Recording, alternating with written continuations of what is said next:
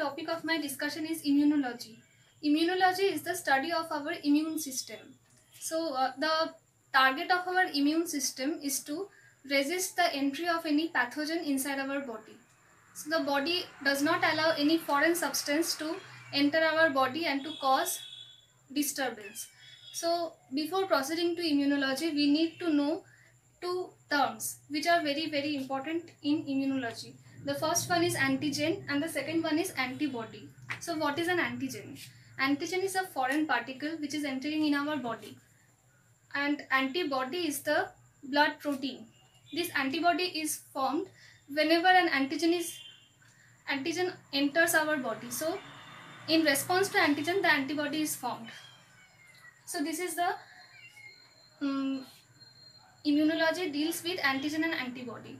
So now the immunity, that is the body's ability to resist the entry of a pathogen, is divided into two parts. One is innate immunity and the other one is adaptive immunity.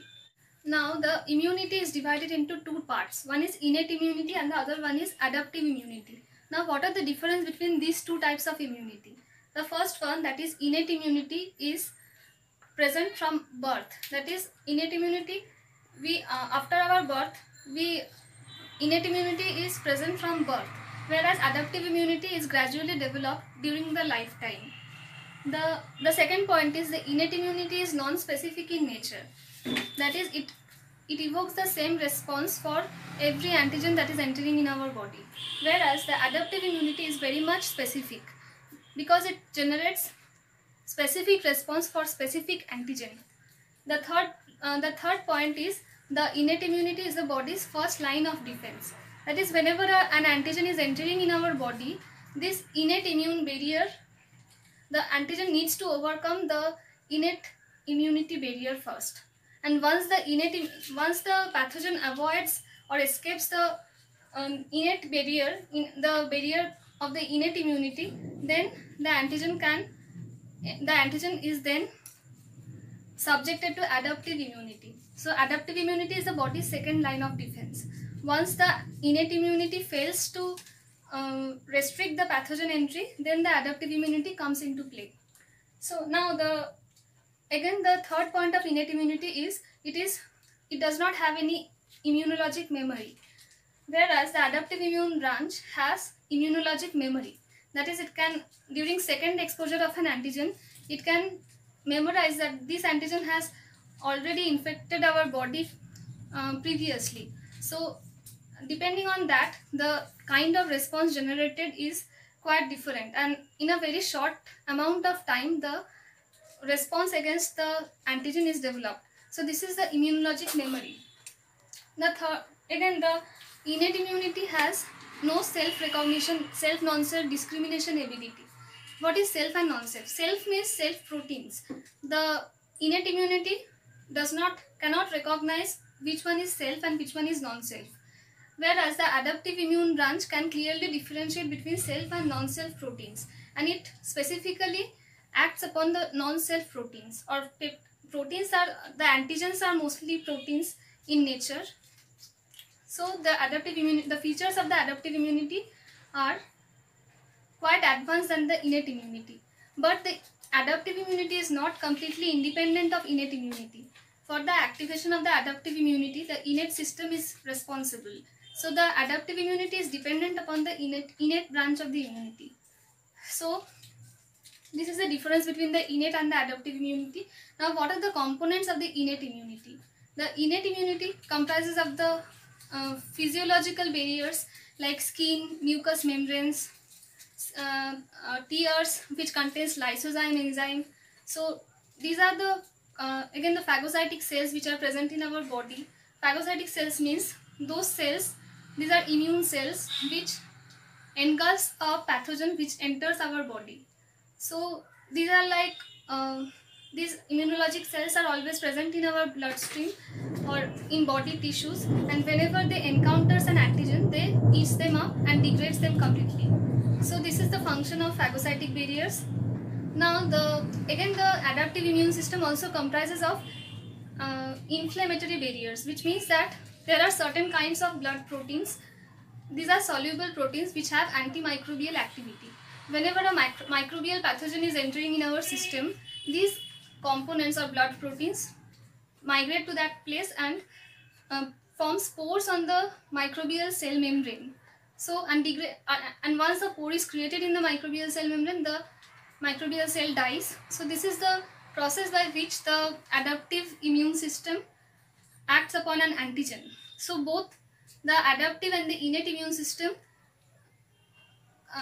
together work against the together come against to defeat an antigen. So this is how the process takes place. Now the adaptive immunity is again divided into two branches. One is humoral immunity and the other one is cell mediated immunity. Now what are the difference between these two branches of immunity? Both belongs to the adaptive immunity. The humoral immunity comprises of only B cells and antibodies. So whenever an antigen enters our body, these B cells are immunological cells, and these B cells have receptors for antigen that is entering in our body. So this is a B cell and it has receptor for an antigen. If this is an antigen, whenever an antigen comes in, enters our body, these B cells bind with the antigen, and once the antigen is bound by the B cell is differentiated into plasma cells.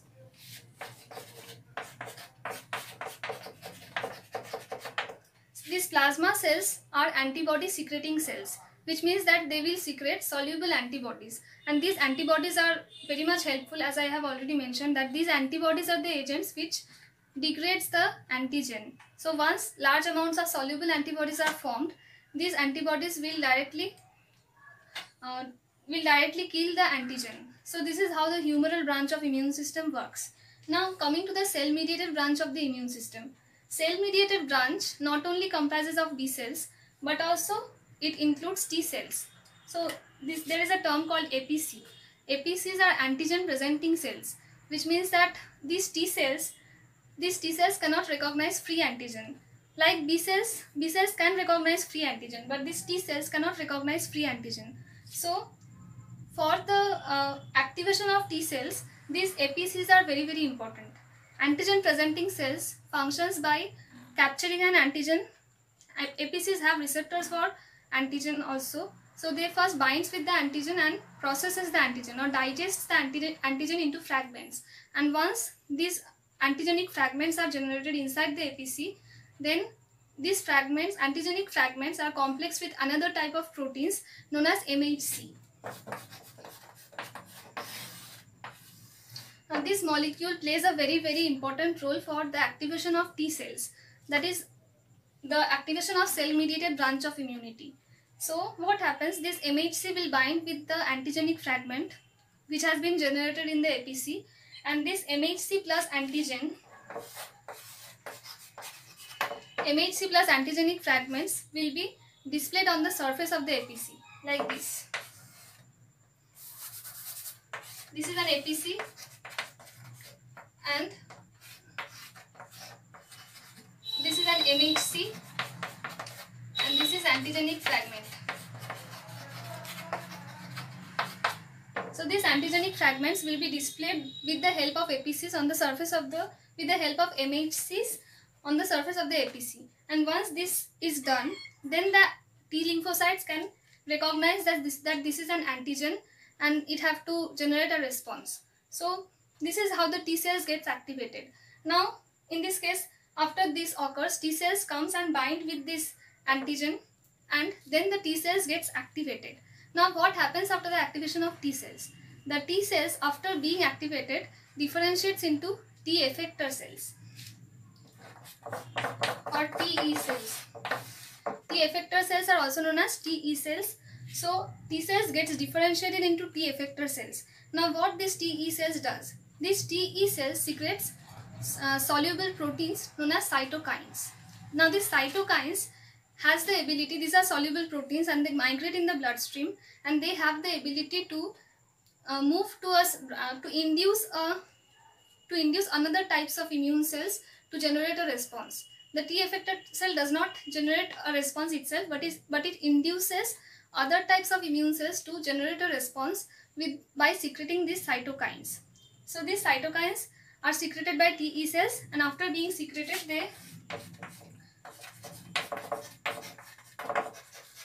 these cytokines being secreted by the Te cells then binds to the all the immune cells have receptors for the cytokines. So there are numerous receptors on every kinds of immune cells, and every types of body cells contains multiple receptors. So all the cells contain cytokine receptors. So these cytokines go and bind with the cytokine receptors present on the immune cells. Now what are the cells? The cytokines may bind with the B cell. The B cell also have receptors for the cytokines. And once the cytokine binds to the B cell will then differentiate into plasma cells and will secrete antibody. So this is how the T cell is directing the B cells to secrete antibodies. So this is how the cell mediated branch of immunity works. And the main important part, the T cells are the most important part of the cell mediated immunity. Without the T cells, the cell mediated immunity branch would not take place. In the absence of T cells, the cell mediated branch will be completely off. Only the humoral branch will be present. So this is the difference between cell mediated and humoral immunity, and this is how the both system of the adaptive branch of immunity works. Now coming to the origin of the immune cells. How are these immune cells originated? Like B cells, T cells I have mentioned before. How are these type of cells originated? So the process of origin of blood cells, both RBC, WBC and platelets, is termed as hematopoiesis. So all these type of cells are originated from a common precursor, which is hematopoietic stem cell. This is the mother cell for all the blood cells. So hematopoietic stem cells forms all the types of blood cells by a process called hematopoiesis. Hematopoiesis is the process of formation and development of blood cells. So from the hematopoietic stem cells, first differentiate into two types of cells. One is lymphoid progenitor cell and the other one is lymphoid branch and the other one is myeloid branch. Now the first hematopoietic stem cells differentiates into two classes of stem cells. One is lymphoid stem cell and the other one is myeloid stem cells. So from the lymphoid branch of stem cells, these three types of cells are originated. First is T cells, B cells and natural killer cells. And from the myeloid branch, granulocytes like neutrophils, basophils, eosinophils, mast cells, all these type of cells which are known as granulocytes are originated from the myeloid branch. Then the erythrocytes, that is RBCs, platelets, dendritic cells, macrophages, all these type of cells originates from the myeloid branch. Now we can see that hematopoietic stem cell is the mother cell and it can give rise to all types of blood cells. So this cell is known as multipotent in nature because it has a potency to give rise to the whole blood cells, all the cells present in the blood. So it is known as multipotent cell.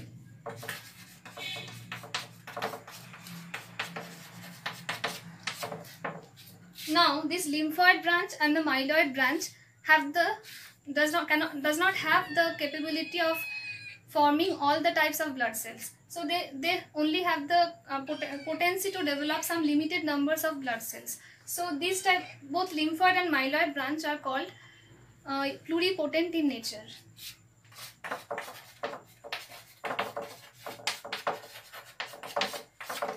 And all these types of cells, that is B cells, T cells, granulocytes, erythrocytes, all these types of cells are called progenitor cells because they can only now divide. They cannot differentiate. They have lost the power of differentiation. They will only divide. So these type of cells are known as progenitor cells. So this is how the blood cells are originated. Now we will discuss the individual origin and maturation of the individual cells, the origin and maturation of individual cells. So first coming to the B lymphocytes. B lymphocytes are originated in the bone marrow. So after their origin in the bone marrow, the maturation of the B cells also takes place in the bone marrow. So origin and maturation of B cells takes place in the bone marrow. And after this origin and maturation event, so how are these B cells matured? How can we term that this is a matured B cell? So there is a selection process. In this selection process, the B cells recognizing self proteins as antigens are degraded. They are not allowed to survive and mature.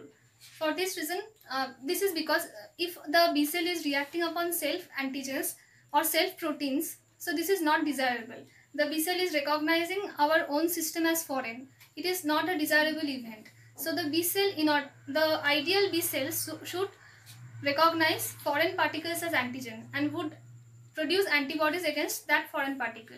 So this is how the selection process is done.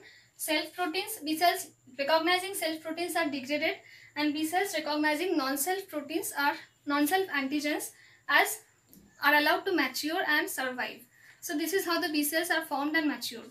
Now we will discuss the individual origin and maturation of the individual cells, the origin and maturation of individual cells.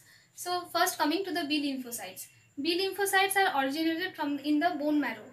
So after their origin in the bone marrow, the maturation of the B cells also takes place in the bone marrow. So origin and maturation of B cells takes place in the bone marrow. And after this origin and maturation event, so how are these B cells matured? How can we term that this is a matured B cell? So there is a selection process. In this selection process, the B cells recognizing self proteins as antigens are degraded. They are not allowed to survive and mature. For this reason, this is because if the B cell is reacting upon self antigens or self proteins, so this is not desirable. The B cell is recognizing our own system as foreign. It is not a desirable event. So the B cell, the ideal B cells should recognize foreign particles as antigen and would produce antibodies against that foreign particle. So this is how the selection process is done. Self proteins, B cells recognizing self proteins are degraded, and B cells recognizing non-self proteins are non-self antigens as are allowed to mature and survive. So this is how the B cells are formed and matured. Now we will discuss the individual origin and maturation of the individual cells, the origin and maturation of individual cells. So first, coming to the B lymphocytes. B lymphocytes are originated from in the bone marrow. So after their origin in the bone marrow, the maturation of the B cells also takes place in the bone marrow. So origin and maturation of B cells takes place in the bone marrow. And after this origin and maturation event, so how are these B cells matured? How can we term that this is a matured B cell? So there is a selection process. In this selection process, the B cells recognizing self proteins as antigens are degraded. They are not allowed to survive and mature. For this reason, this is because if the B cell is reacting upon self antigens or self proteins, so this is not desirable. The B cell is recognizing our own system as foreign. It is not a desirable event. So the B cell, the ideal B cells should recognize foreign particles as antigen and would produce antibodies against that foreign particle. So this is how the selection process is done. Self proteins, B cells recognizing self proteins are degraded, and B cells recognizing non-self proteins are non-self antigens as are allowed to mature and survive. So this is how the B cells are formed and matured. Into the next cell, that is T lymphocytes.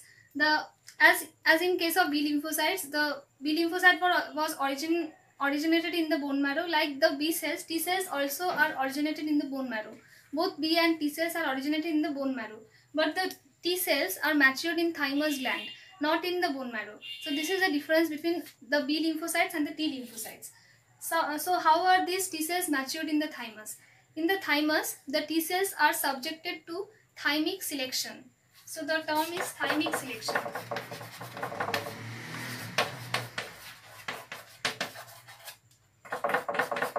So in the thymic selection process, we know that T cells, in order to activate a T cell, the antigen must be complex with the MHC molecule. So the T cells recognizing self MHC molecule complex with self proteins are degraded, because in this case also the T cells are recognizing body's own proteins, which is not desirable. So self MHC complex with self proteins are degraded.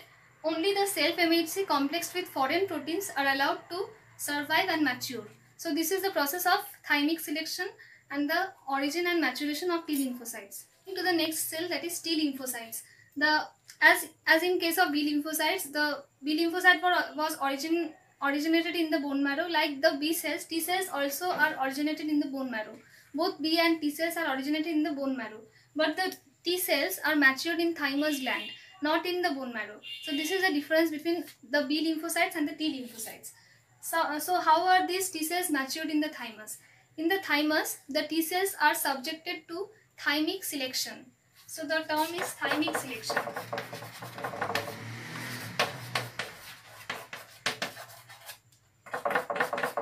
So in the thymic selection process, we know that T cells, in order to activate a T cell, the antigen must be complexed with the MHC molecule. So the T cells recognizing self MHC molecule complexed with self proteins are degraded, because in this case also the T cells are recognizing body's own proteins, which is not desirable. So self MHC complex with self proteins are degraded. Only the self MHC complex with foreign proteins are allowed to survive and mature. So this is the process of thymic selection and the origin and maturation of T lymphocytes. Now coming to the third cell, that is dendritic cells. Dendritic cells are also formed in the bone marrow, and they are originated from both the myeloid and the lymphoid lineage. So the function of this type of, there is no such maturation event mentioned, but the functions of the dendritic cells is to present antigens. Two types of dendritic cells are present. One is interstitial dendritic cell and the other one is follicular dendritic cells. So the interstitial dendritic cells are these are the cells which contains high levels of MHC molecules on the surface, MHC class 2 molecules on the surface, and they present antigen to the T cells. And the follicular dendritic cells does not contain any class 2 MHC molecule on their surface. So this is the about dendritic cells. Now coming to the fourth cell, that is natural killer cells. Natural killer cells are formed from the myeloid branch of stem cells. So after forming they are formed from the myeloid branch, and the function of these cells is to kill virus infected or self altered cells. That is, they kills the virus infected cells and the tumorous cells or the cancerous cells, and they are the most important point of the natural killer cell is that they are non-specific in nature. So they belongs to the class of cells which comprises of the innate immunity. Now coming to the fifth group of cells, which are granulocytes. So the granulocytes comprises of 4 types of cells: neutrophils, eosinophils, basophils, and mast cells. So the first group of cells, that is neutrophil, is basically a phagocytic cell. It performs phagocytosis. So it is a better phagocytic agent than macrophages. So I have already mentioned what is phagocytosis, and these are the cells which carry out phagocytosis. Now coming to the eosinophils. Eosinophils are the cells which are which gets activated during parasitic infections like helminth infection. During all this kind of infection, the eosinophil gets activated and they kill the pathogen. Now the mast cells and basophils have no such immunological roles, but they act in allergic reactions, that is in hypersensitive reactions. They does not provide as such immunity, but they causes hypersensitive reaction. Now coming to the organs of the immune system. So the immune system is basically the lymphatic system comprises of the immune system. So the organs are also called lymphoid organs because they belongs to the lymphatic system. So the lymphoid organs are divided into 2 types. The one which is the utmost important, which is very very important, are the primary lymphoid organs, and the second one is the secondary lymphoid organs. So the primary lymphoid organs are the organs in which the immune cells, that is T cells and B cells, that is the cells of the cell mediated immunity, are originated and matured. So these are the primary lymphoid organs where origin and maturation of the cell mediated immune cells or the immunological cells occurs. And in the secondary immune system, the T cells and the B cells first encounters with the antigen, and antigen driven differentiation of these cells occurs in the secondary lymphoid organs. So this is the primary lymphoid organs are the site of formation and maturation of the T and B cells, and the secondary lymphoid organs are the organs of differentiation and antigenic. Upon antigenic challenge, the differentiation of the T and B cells occurs in the secondary lymphoid organs. So this is this is all about the lymphoid organs, and each secondary lymphoid organs have their individual functions. the T cells after getting matured from the both B and T cells after getting matured from the bone marrow and thymus, they moves to the lymph nodes. So these lymph nodes are regions where all the cells of all the B and T cells are accumulated. There is a large population of these B cells and T cells in these lymph nodes. So they after being matured, they get into they move into the lymph nodes and gets accumulated there, and the lymph nodes trap any antigen which is moving in the bloodstream. So these lymph nodes trap antigen and bring them into the proximity of the B and T cells, and now the B and T cells can recognize the antigen and then differentiate into plasma cells. The T cells are differentiated into T effector cells, and the effect against that antigen is generated in these lymph nodes. The spleen is also an organ of the lymphoid system. In the spleen, the antigenic in the spleen also the same event occurs. Antigens are trapped, and the T and B lymphocytes interact with the antigen and acts upon that antigen. So these all organs have the similar kind of function. The basic function is to trap antigen. These are the sites, these are the organs of the immune system in which the T and B lymphocytes first encounters with the antigen and their differentiation occurs. So this is basically the importance of the lymphoid organs. So today I have talked about the cells and introduction of the immune system, cells and organs of the immune system. So in the next class we will be talking about antigens. So this is all about today. Thank you.